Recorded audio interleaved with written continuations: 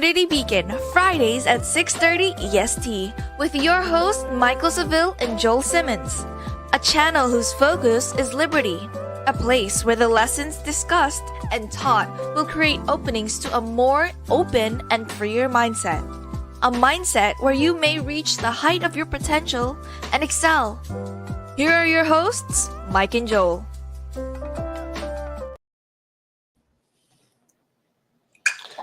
What's going on? I don't know, man. I'm attempting to get like you in a little bit. I was searching for a microphone. Here you go, sounding like the super professional, and I sound like I'm in a back alley. Shouts out to everybody. Welcome to Community Beacon, where my brother Joel is styling and wilding and doing his doing his thing. We appreciate you all for checking in with us every Friday at 6:30. I'm always looking forward to this show. I hope you guys are too. I got the co-host with the most, the man with the master plan, the one and only Joel Simmons. What's going on, brother? I think did he catch that? You froze for a moment. I think the kids will cancel us. They probably would. It's okay. Listen, man, it's another fabulous day, and I'm glad to be with the great Michael Seville, king of the real estate, always keeping it real. I thank God for another day's journey, brother, and to see you is a blessing all in itself. Thank you. Absolutely, bro. Absolutely. Guys, let's get into I'm laughing at Anna's comment. Guys, let's get into the housekeeping.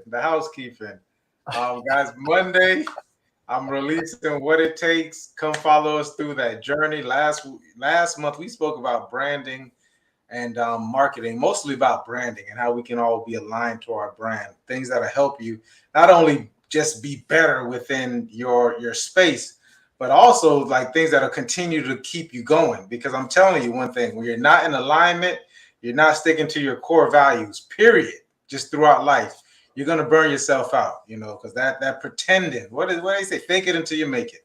That thing gets tiring, people. So stay true to yourself.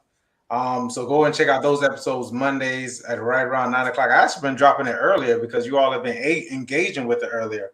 But, by 9 o'clock, it'll definitely be there. Of course, we got on Wednesdays, it starts with who? Yes, sir. It starts with me. No matter where you are, no matter who you be, as much as it starts with you, it starts with me. Sean Sullivan will be here with us. He's bringing it, talking about autism. I think for those of you all who are really, who think about autism and think about, how that affects our community, and maybe even you're wondering, how does somebody do it? Can I say it that way, Mike? I mean, how do they just live, getting older and they're autistic, because it's definitely not like the movie that we've seen. I forget what that movie was with Ben Affleck, Ben, you know who I'm talking about, the old Batman guy. But this is Sean. He went through some stuff, y'all. Come check him out. All right, we're on the new season. It's dope. Check it out. Awesome. Come check him out. Yeah, definitely, man. I was dealing with people on the spectrum and learning about those different traits, etc. It's an interesting stuff. You're looking up autism. I think it's like one in every, the numbers are getting a lot smaller. I'm not even going to pretend like I know, but I knew someone was telling me. I was like, wow, I didn't know it was that many people that were on the spectrum. So awesome job, brother. And of course, we culminate the weeks with Community Beacon, guys. Community Beacon. A little bit early. We invite you all to step in with us. Brother, what we have on the show today, I see pursue your aspirations. Ready to get into it? Yeah, man. I mean, I just wanted to create the conversation this time. Listen, y'all out there, all the people out there, it just came to me. It was like, you got to pursue your aspirations. I think I think it's important. There's so many people who are just terrified, to actually do the thing that they desire to do. And we've had this conversation before where we talked about, purpose versus passion. I don't know. Have you read that book by Mel? What's her last name? Mel Robbins. Is that her last name? Second rule. Rule. Yeah, that's her, Mel Robbins. Yeah. So I mean, there's a lot of people who didn't like that book. I didn't realize so many people didn't really care for that book. So, shout out to Mel Robbins. I don't think she cares. Right. And that's one of the things that I like about her is that, she pursued what she believed. And because of that, things just change. And I'm going to tell you something, I'm not trying to be a critic. This is me, but I like the concept. The 5 second rule is an absolutely magnificent concept. When I listened to it, I was like, yeah, I need to check this out. I finally need to check this out. When I listened to the book, it wasn't much to be desired of. Mike, that I enjoy my books. I enjoy my audibles. I'm still finishing up The Richest Man in Babylon right now. And I just went through The Greatest Salesman in the World, which I think you read a bunch of times. That's my number 3 book. As a matter of fact, I just bought it and sent it to somebody right now. The Greatest Salesman is. But like what she talks about is pursuing your aspiration. That's exactly what she's talking about, and the 5 second rule, like I've read some of these reviews. I mean, they absolutely tear her up in some of these reviews. Wow. It's absolutely horrible. But nonetheless, she still had, like on Audible, she still had like a 4.7 or 4.8.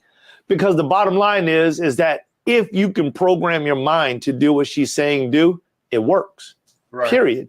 I mean, it just works. So you got to give the woman credit. The way that the book is written, that's something totally different. Mm-hmm. But it's selling off the shelves. I mean, I bought it, or I bought the Audible and I just listened to it, But pursuing your aspiration, man, I think that's important. I think that there's steps into pursuing your aspiration, What do you think about that thought process? Yeah, absolutely. And I actually never read the book. I think at the time when it was presented to me, I had a bad taste in my mouth in regards to it, Paul. The thing about it is that it doesn't matter. When we start talking, and we'll get into the steps. Here's the first step. Just do something. Just start. And I think you and I had a conversation about this a couple of weeks ago in regards to the first iteration, the first iteration of a book or of an ideal or whatever it is. It's not going to be the last and then completed.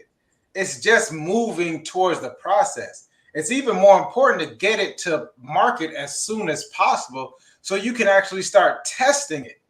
Because now what you do is, let's take this book for instance. Let's say this is what she decided to do. You said she has pretty good reviews. The book is selling, awesome.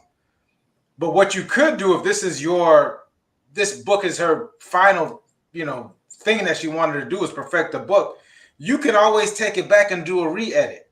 You can always go back and have a different thought. You can always go back and make adjustments. But you have to get it out there first. You have to put it out. Like, who knows? And this was always one of my,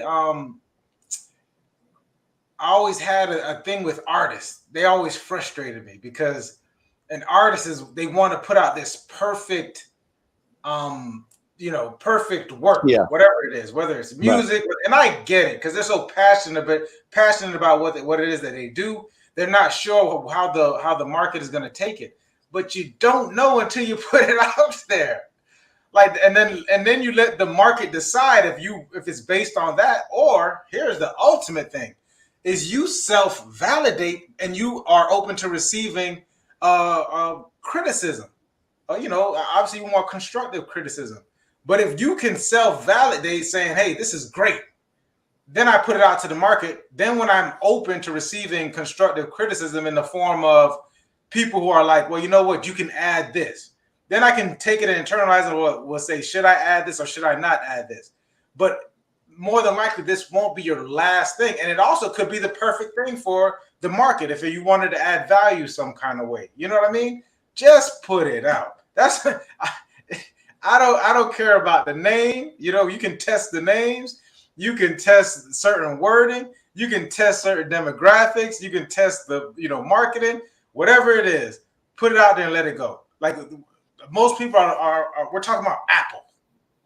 Like Apple is one of the biggest companies in the world. It's named after a fruit.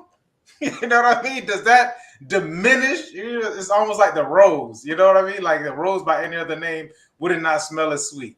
Does that? I mean, obviously we're not going to call it some type of crazy name, but it's an apple, right? There's nothing crazy about Apple. Even the logo, there's nothing crazy about the Apple logo. It's a product. You put it out there. You let the people decide.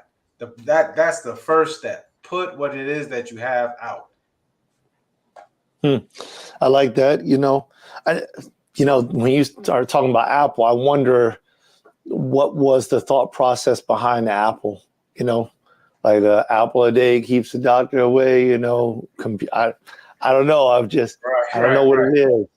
The crispiness of an apple. How does that relate to computers and software and hardware and drives and things like that? I don't know. So that's a great point. I think it's a great point. And just kind of like stepping away from what Mel did, because like I said, I think that it was brilliant. I think it was brilliant. I wouldn't read the book again. But what she did in creating that and creating all of the different, speaking engagements, all based off of this, and all of the reviews of people who said that it's working out well for them.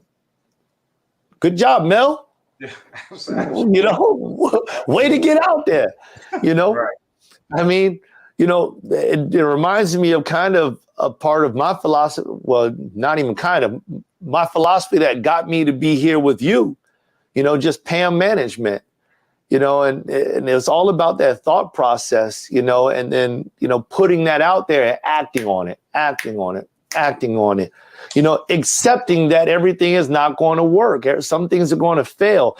And I think that sometimes that's difficult, Mike. I think it's difficult sometimes because everybody doesn't understand what failure is. And we're living in a society where we kind of cover children from failure. I think that's not a good idea. I think it's a bad idea. I think covering kids from failure and trying to protect them from loss is a really, really bad idea. I think that engaging with our young people and with our young men and just making sure that when loss comes around, that we don't sweep it to the side or put them in a closet or tell our children to go to your room, while parents deal with it. And I have my sob or I have my crazy moment, whatever. And then the kids come back out and they're like, oh, everything is fine. No, everything is not fine. I don't agree with that. But the whole thought process behind that is that you have to act on the things that you're thinking about, and we learn through the action. So, what I was getting at is that Kobe Bryant didn't become Kobe Bryant because he made every shot from the beginning. It was because he was willing to take another shot after he missed the last one from the beginning. And that's the difference between like the Kobe Bryants in the world and the guy that you never heard his name, playing basketball. That's the difference, that's the difference maker when it comes down to like the Bo Jackson, who was great in two major sports, and the guy who you never knew his name. That's the difference in the Tiger Woods, and the guy who you never knew his name. It's because when they failed, they were willing to continue to try, or to continue to do, I should say. They kept stepping up to the plate to hit the ball. They kept stepping up to the green to hit the ball. They kept getting on the court to shoot the ball. They kept going to the field to throw the ball or to catch it, no matter what. And so how does that translate in business? Because sometimes in our minds, I think that people don't recognize what it does for you in sports versus what it's doing for you in business. in business, you have to bump your head, and it's not the same thing. You know, if I miss a shot in practice, it's just me, my time, and that hoop, and my time is worth something, but I don't validate it as being worth a whole lot at that time because maybe I don't understand the value of time. Maybe after a while of doing 3 hours in the middle of the night, 3 hours in the morning, going to bed late, waking up early, and then practicing throughout the day, not playing the video games and not doing, hanging out with other people. At a certain point in time, I began to realize that my skill increases, and it is because of the time that I gave to my art. But in business, the time that you give to your art costs you money. It physically costs you money, because if you don't do this right, if you don't slam dunk it, if you don't shoot the three, then it's not just like you can just wave your head down and run down to the other end of the court. It's like you look at your bank account, and your bank account, like Alex Hermosi would say, is $1,037, and you don't have enough money you don't have enough capital to go any further. It's like what my buddy Steve said when he was opening up his business, Digital Solutions, I think it was called. When he told me, he said, nobody would give me a loan to get the copy machine. I left to go out on my own. I hired one guy, and we finally saved up $30,000, bought one machine, and we paid the rent. And we had one machine inside of one office room. Boxes were stacked everywhere. We went out there. I went out and I found the jobs, and my guy, he copied. Then I laid down and slept, and my guy went out and found the jobs. And when I woke up, I copied, and we did that. He lost his wife in that process, but now he's a millionaire. That was 10, 15 years ago. That was 15 plus years ago. But now he's a millionaire, and he sold the business. What does it take to get there? Well, you got to pursue your aspiration. If you believe in that thing, don't just look at it for today's sake type of thing. And that's a mindset, and it's an action. Yeah, absolutely. It's yeah, and you spoke a little bit about the opportunity cost as well. A lot of people don't figure out what, and Alex Hormozi he talks about it, but I know he got it from somewhere else in regards to what is it costing you not to do what it is that you want to do. I think that's what a lot of people don't understand, is that the comfortability. What is fear cost? What is the actual cost of fear? What is the actual cost of staying comfortable or staying put? Maybe not, because I'm going to think that a lot of people aren't comfortable. I think a lot of people are struggling, because if you have an ideal, no matter how much money you have, if you're not pursuing this ideal or this thought that you have, and it's been put into you to pursue it, it's hurting you. You know what I mean? But it's like where most people are more scared to lose than they are to gain. We count losses. I think they did a study where we count losses twice as much than we count a win. So instead of saying, "Oh, we won," well, we stand to gain $1,000 if we spend this 100 or do whatever it is that we need to do. Say spend this 100. We start to think about losing the 100 as opposed to gaining the 1,000. That's how most people tend to think. And so this is going to be an interesting topic as we go throughout the month, just talking about how we pursue these aspirations. We can really dive deeper into the opportunity cost. I think a lot of people don't understand where they're losing out on opportunities. And I don't think it's just necessarily in business. Business, yeah, we talk business because we're in business, but I mean, just in life in general. You know what I mean? Where are we losing out in life to where you possibly just need to be in the community, helping out in the community, and instead you're staying home because you don't want to bring forth this ideal? The testimonies that you would get, the people that you could influence or lead or persuade, whatever. You know what I mean? Like, because we are just comfortable in the way we are. I think this would be a great topic as we go through the month, brother. What do you think? Yeah, man. Let's do it. Let's start. Let's get it, man. Listen, y'all. It's been fun with y'all. I hope you're ready for this next one coming up. because we about to dream without fear. Brother broke open the fear question. Love it. You got to come back though next week so that you can hear the true answer, because we're gonna dive in deep. I'm ready to fly, man. Let's go. We'll see you next week, guys.